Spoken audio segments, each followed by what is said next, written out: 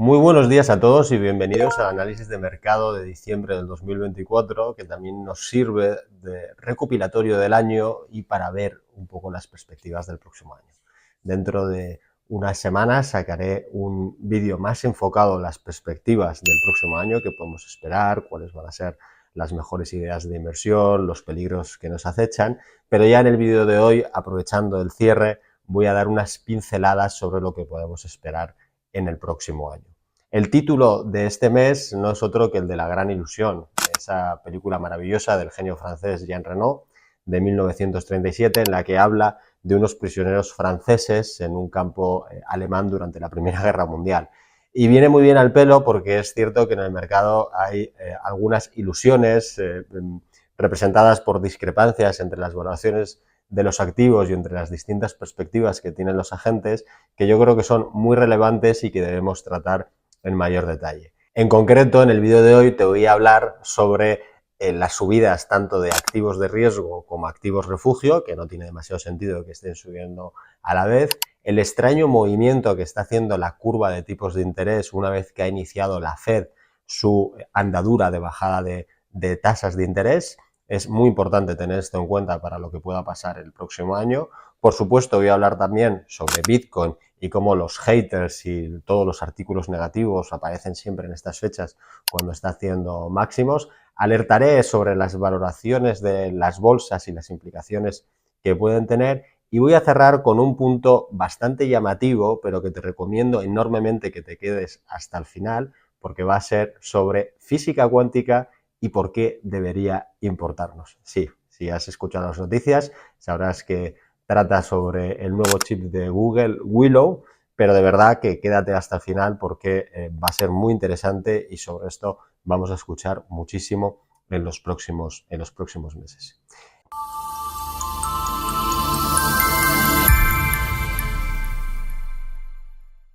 Empiezo con el tema de los activos de riesgo como el Standard & Poor's 500 subiendo fuertemente en el año, ha acabado por segundo año consecutivo por encima del 20%, como ya adelantábamos el mes pasado. En concreto, el Standard & Poor's cierra en más 23%, al mismo tiempo que activos de refugio tradicionales como el oro también están haciendo máximos, y no solo hacen máximos, sino que tienen un rendimiento superior al del propio Standard & Poor's. El oro ha acabado con un 27% de subida, un rendimiento totalmente espectacular, que no podemos achacarlo a esa característica habitual que se le asocia con el oro, como es el de protector contra la inflación.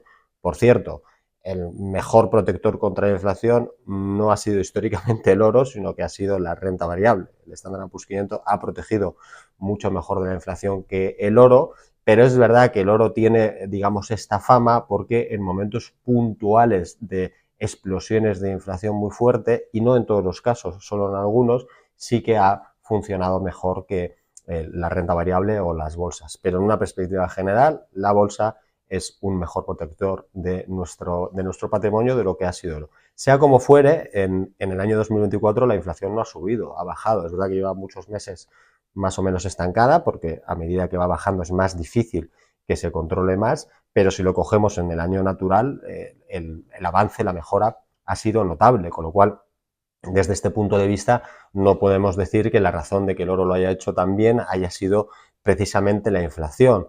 La otra alternativa que nos queda es que el mercado, los inversores, estén temiendo una oleada reflacionista, estén temiendo que la inflación vuelva a subir con fuerza, derivado principalmente de las políticas de Donald Trump, que como todos sabemos son expansivas en cuanto a gasto público, o al menos no lo quiere reducir.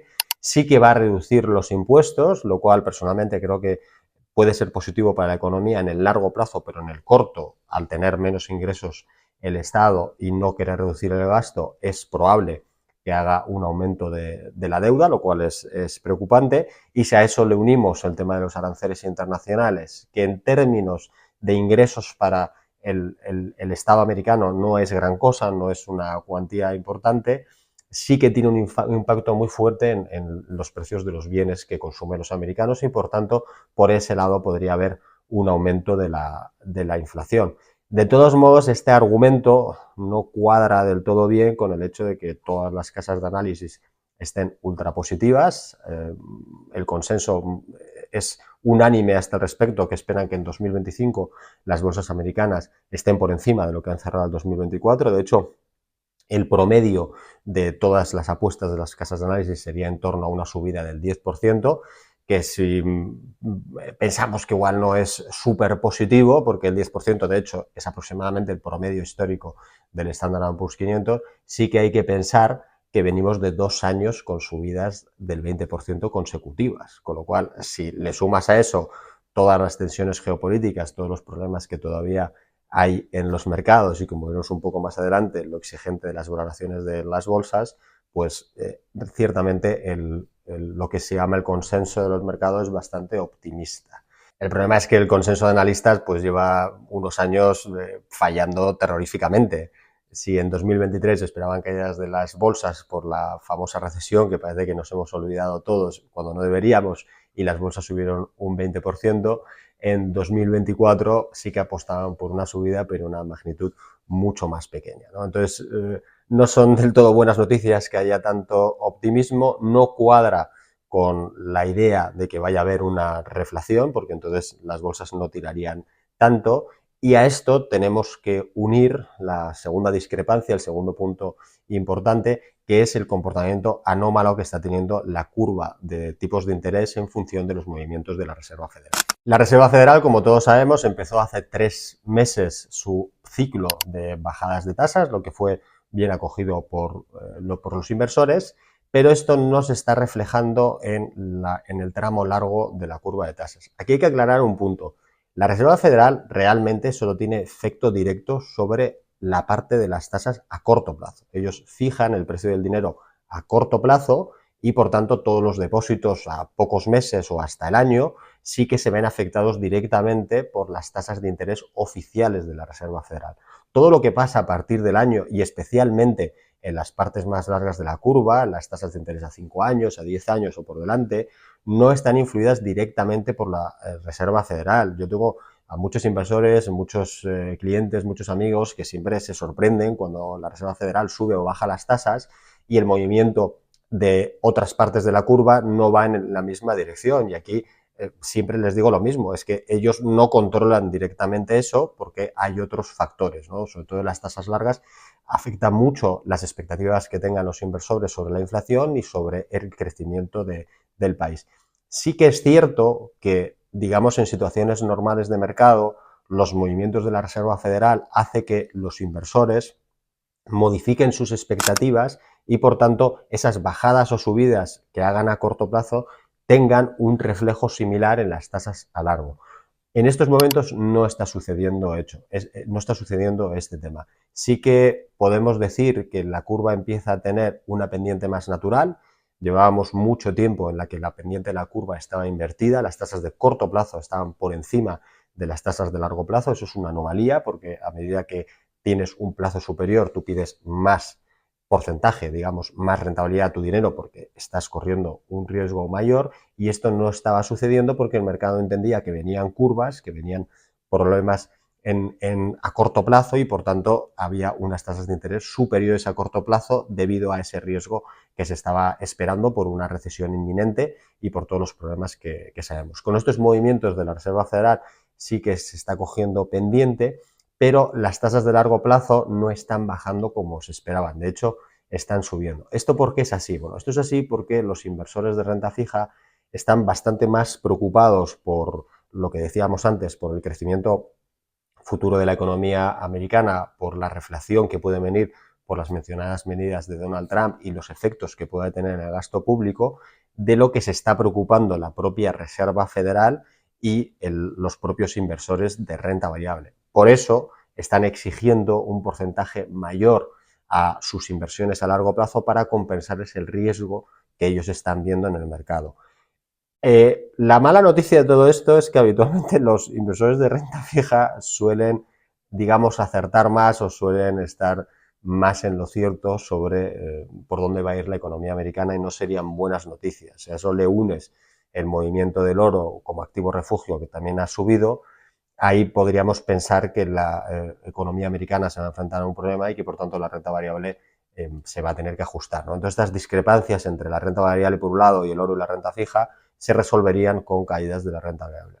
Ojo, porque esto no está tan claro como vamos a ver un poco más adelante. Los mercados tienen una tendencia muy fuerte en estos momentos, llevan más de 2 años consecutivos subiendo, de hecho 26 meses en lo que se llama un mercado alcista, en un rally alcista, y la historia te indica que cuando los mercados alcanzan esta cifra de 26 meses subiendo, lo normal es que le quede más, digamos, más subida por delante. Entonces, no está tan claro. Habrá que ver cómo evolucionan todas las variables, cómo sigue reaccionando la Fed a los datos de empleo y a los datos de inflación, y sobre todo cómo se desarrollan también las tensiones geopolíticas, que son quizás un poco externas a todo lo que hemos hablado, pero obviamente van a tener un impacto o van a tener mucho que decir en cómo funcionen las bolsas en el próximo año. El tercer punto que quería hablar contigo es sobre Bitcoin, por supuesto. Ha cerrado un año más como el mejor activo del año, con una subida del 121%, y de hecho ha sido el mejor activo si anualizamos la rentabilidad de los últimos 10 años o incluso de los últimos 15 años desde que se creó. En los últimos 10 años también hay que indicar que ha sido el mejor activo anual en 8 de esos 10 años, y en los otros 2 años fue el peor. Si lo extendemos a los 15 años, pues ha sido el mejor en 11 y ha sido el peor en 4. Esto te explica o te trae a colación la enorme volatilidad que sigue teniendo el activo y que probablemente lo seguirá teniendo. Cuando sube muchísimo, lo que suele pasar es lo que hemos visto en las últimas semanas, que hay una inmensa cantidad de artículos, de informes acerca de la enorme volatilidad que tiene el activo, que si no es interesante, que realmente está basado en un fraude, que no hay nada real detrás, que todo depende de que venga un tonto más que lo compre, etcétera. Incluso inversores tan famosos, tan reputados y tan buenos como Warren Buffett han hablado un poco en este sentido, con palabras bastante más, digamos, educadas, pero explicando esto mismo, ¿no? Que no tiene un valor intrínseco, como se llama, un valor real, y que simplemente depende de que tenga una demanda por detrás. Esto es curioso decirlo del mejor activo de los últimos 15 años. De hecho, creo que debería darnos un poco vergüenza pensar esto, porque indicaría que dice esto de los mercados y que dice esto del resto de los activos.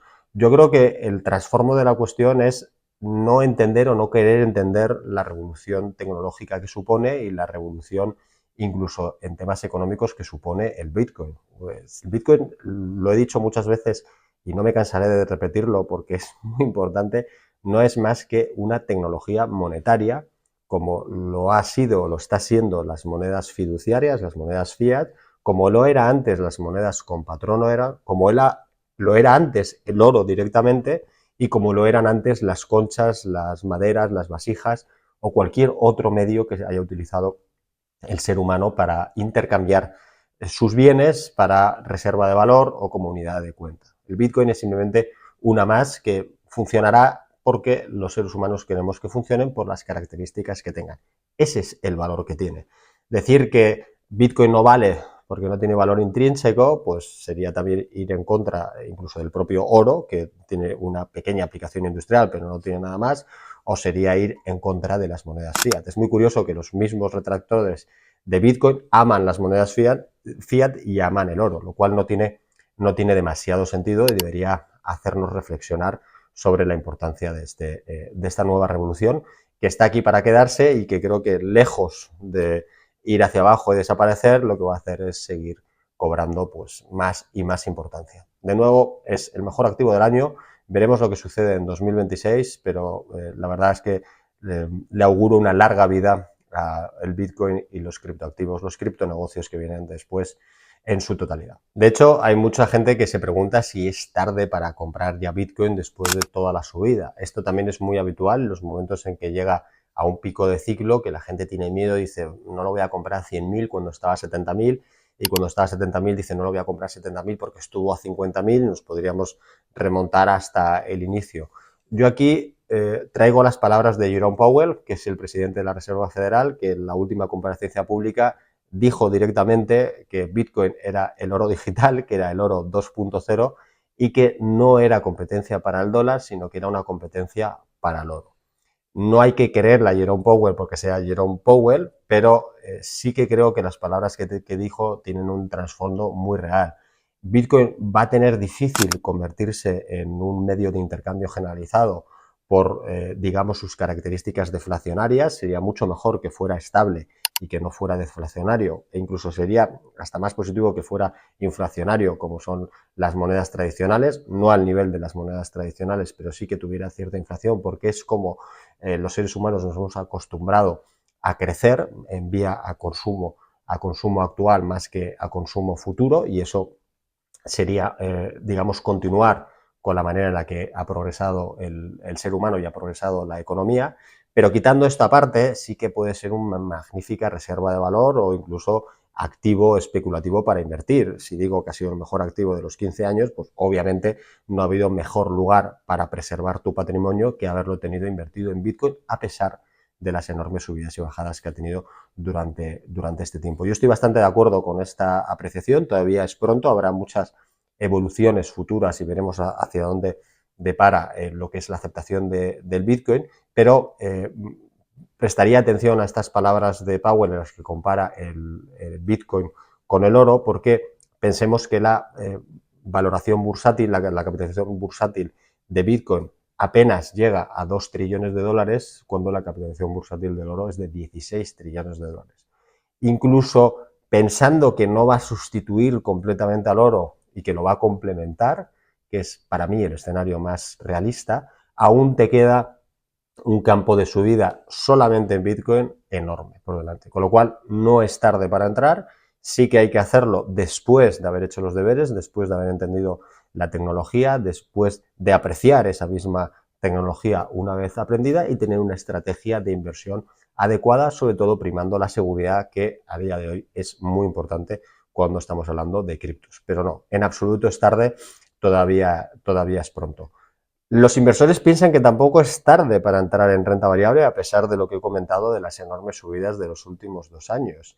Si uno ve las entradas netas en los ETFs, en los fondos de inversión que cotizan en bolsa en el año 2024, veremos que ha entrado más de $1 trillón en ETFs, lo que supone un récord absoluto de nuevos inversores, superando al récord anterior de 2021. ¿Qué pasó en 2022? Bueno, 2022 fue la última gran caída de las bolsas después de estas entradas. Esto puede ser un aviso a navegantes. Es verdad que el optimismo excesivo de los inversores unido al optimismo excesivo de los analistas no es una de las mejores noticias que puede tener las bolsas, a las que hay que añadir las valoraciones tan exigentes a las que está cotizando las bolsas en la actualidad. Las bolsas están caras, las miremos como las miremos, y esa unión de esos tres factores pues debería alertarnos de que probablemente, si no estamos cerca de un pico de mercado, pues sí que es esperable mucha más volatilidad en los próximos meses que en los meses anteriores, en los que no ha habido prácticamente ningún momento de caída, que es bastante anómalo. De todos modos, mucho cuidado con las medidas de valoración tradicionales. He visto muchos gráficos últimamente en los que estaban comparando el ratio de precio-valor en libros del Standard & Poor's, que lo que está haciendo es comparar el precio de las acciones con lo que valen contablemente las empresas. Cuanto más alto es ese ratio, es que la cotización es más exigente, estás pagando más veces lo que vale contablemente la empresa, y por tanto estás comprando caro, si lo queremos ver de esta manera, y comparaban ese ratio con los niveles vistos antes de la crisis financiera de 2009, y estamos en niveles similares o incluso superiores. A mí esta comparación no me gusta demasiado, porque las situaciones de la realidad económica que vivimos hoy en 2025 a las que vivíamos en 2009 son totalmente distintas. Entonces, la importancia de los activos tangibles, de los activos físicos, era mucho mayor, y hoy en día tiene mucha más relevancia los activos digitales, los algoritmos, la propia información, que su valor contable muchas veces puede ser irrisorio, pero su valor real es muchísimo mayor. Si a ti te cuesta crear un algoritmo $1000, pero te está resolviendo unos problemas enormes que te dan unos beneficios increíbles, pues su valor contable realmente no te aporta nada. Entonces, cuidado con estas medidas, cuidado con estas comparativas, porque los avances tecnológicos han evolucionado mucho más rápido que lo ha hecho la teoría o las métricas de valoración tradicionales. Incluso el propio PIB de los países, el Producto Interior Bruto que utilizamos para medir la economía de los países, se está quedando bastante obsoleto. Se trata de refinar cada cierto tiempo para poder adecuarlo a los tiempos, pero sinceramente creo que está quedando muy por detrás de lo que están siendo los grandes avances tecnológicos que estamos viviendo, y ni te cuento los que van a venir al futuro. Entonces, sí, las bolsas están caras, sí es cierto que hay un optimismo excesivo, pero no descartemos que las bolsas vayan a continuar haciéndolo bien, al menos durante un tiempo. Lo que seguro que tenemos que esperar es muchísima más volatilidad, muchísimos más movimientos a la baja de los que hemos visto en el último año. ¿Qué hacemos entonces en este 2025? ¿Qué podemos hacer ante esta situación de los mercados?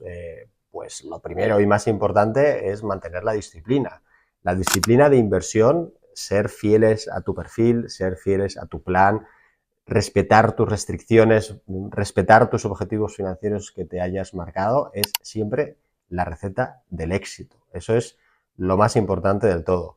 Lo segundo que puedes hacer es hacer limpieza de tu cartera. Si acumulas muchísimas plusvalías en muchos activos, quizás algunos de ellos ya no te parecen tan atractivos o no te parecen tan convenientes para lo que está por venir y en un nuevo escenario de mayor volatilidad.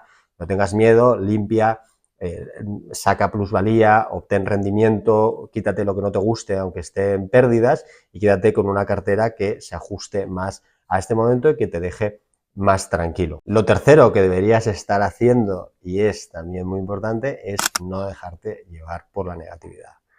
Es absolutamente claro y absolutamente seguro que cuando empiecen a venir las caídas de los mercados, cuando vengan las dudas, vamos a ver un sinfín de noticias, un sinfín de artículos, el apocalipsis va a llegar, el fin del mundo, el fin de las bolsas, una nueva crisis, etcétera, etcétera, etcétera. La realidad es que las crisis son transitorias, siempre son transitorias por su propia naturaleza, y el mercado está mucho más tiempo subiendo que bajando. Entonces, trata de alejarte de toda esa ola de negatividad, apaga las noticias, no las veas tanto, no monitorees tu cartera tanto tiempo para que estés tranquilo con eso. Tienes que hacer los pasos anteriores de haberte mantenido disciplinado y haber limpiado tus carteras, y trata de pasar esos momentos lo más alejado posible de toda esa oleada de negatividad, que lo único que va a hacer es confundirte, ponerte nervioso y hacer que no tomes las decisiones adecuadas. Y por último, fíjate y focalízate en las empresas que se van a crear el día de mañana. Las mejores oportunidades de inversión se crean siempre, siempre en los momentos más complicados de mercado.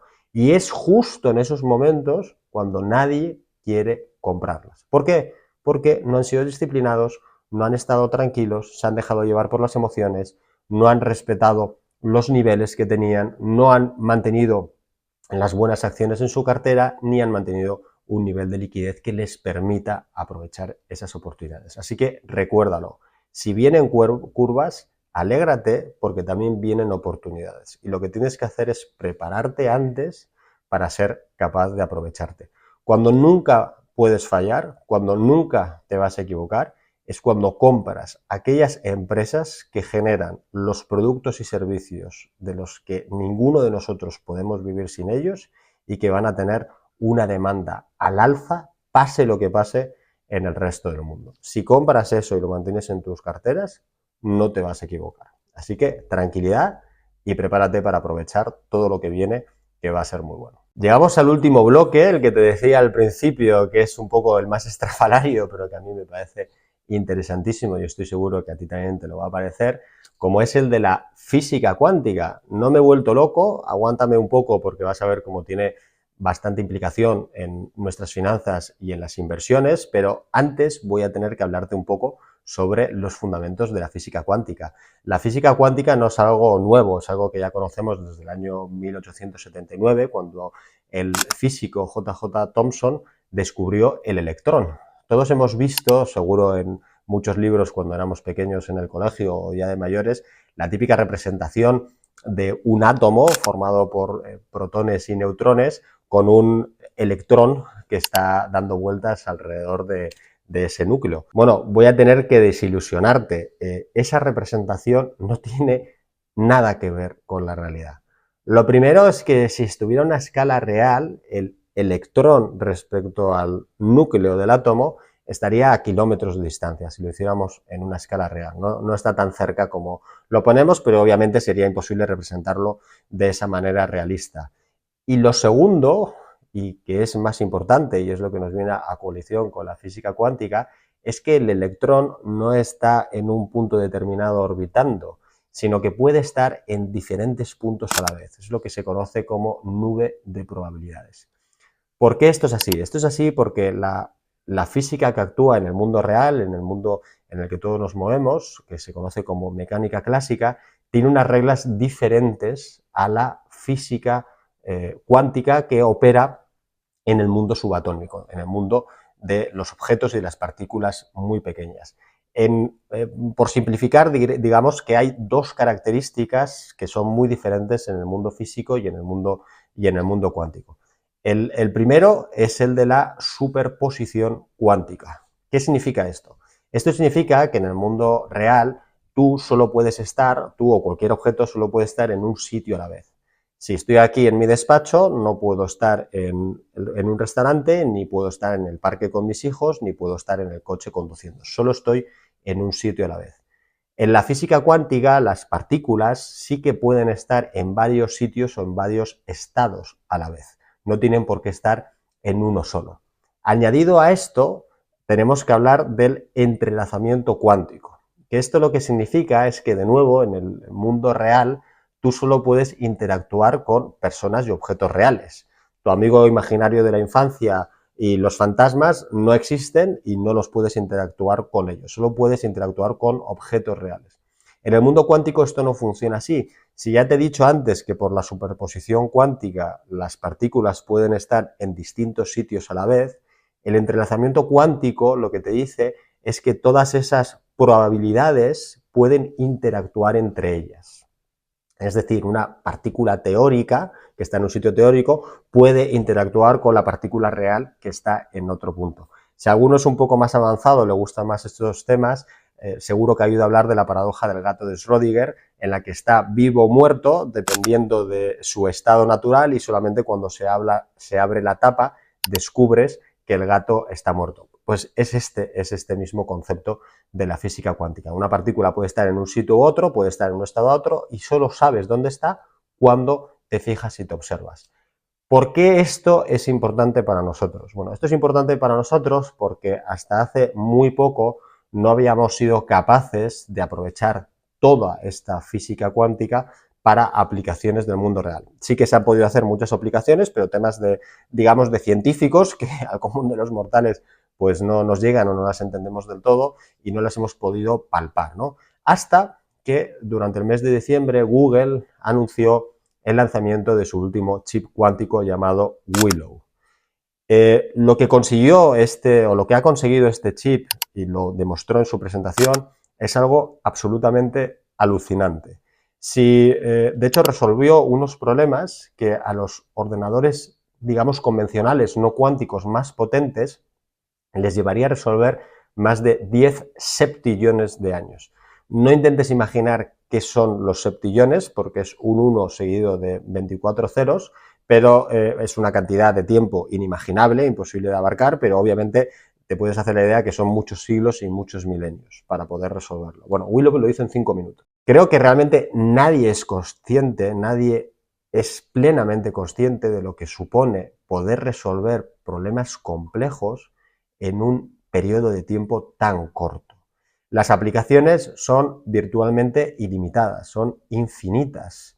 Desde el desarrollo de nuevas vacunas o nuevos medicamentos de una manera mucho más eficaz y mucho más rápida, el descubrimiento y elaboración de nuevos supermateriales, la optimización de procesos industriales hasta un nivel que no podemos imaginar, o la mejora de la inteligencia artificial y machine learning, que en su modo también redundará en mayor beneficio y mayor velocidad en todos los procesos y en todos los descubrimientos que estamos viendo. Por no contar aquellas cosas que ni siquiera nos podemos imaginar, porque es muy difícil de pensar cuáles son las posibilidades de una tecnología como esta. Entonces, mi consejo es que sigamos muy de cerca todo el tema de la física cuántica. Aún es difícil encontrar inversiones directas en este tipo de nuevas tecnologías que están haciendo. También pasó con la inteligencia artificial y cada vez estamos viendo aplicaciones más directas. Lo mismo va a pasar aquí, pero sobre todo va a ser importante por el cambio dramático que va a tener